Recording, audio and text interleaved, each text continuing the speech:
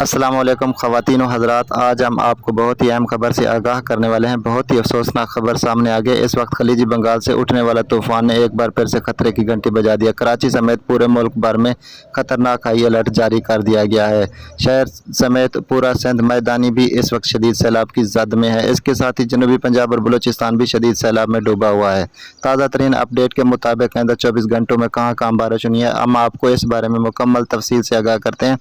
इसके साथ ही आपने इस वीडियो को आखिर तक लाजमी देखना है और इस चैनल को सब्सक्राइब करके साथ खड़े बेल आइकन का बटन प्रेस कर देना है। बहुत शुक्रिया। जी हाँ दोस्तों, इस वक्त अहम खबर से आपको आगाह करते चलें कि अभी से खलीज बंगाल से उठने वाला तूफ़ान ने कराची शहर के साथ साथ मैदानी सिंध को भी शदीद खतरे से लाहक कर दिया है। पहले से डूबा हुआ ज़िला लाड़काना बदीन फिर से शदीद सैलाब की जद में आ सकते हैं। इसके साथ ही आपको बताते चलें, जनूबी पंजाब और बलूचिस्तान के झलमगसी और क्वेटा समेत तेज़ तूफ़ानी बारिशों की वजह से सैलाब में मज़ीद बढ़ने का खदशा ज़ाहिर किया जा रहा है। इसके साथ ही दरियाए सिंध में भी ऊँचे दर्जे का सैलाब मुतवक्के है।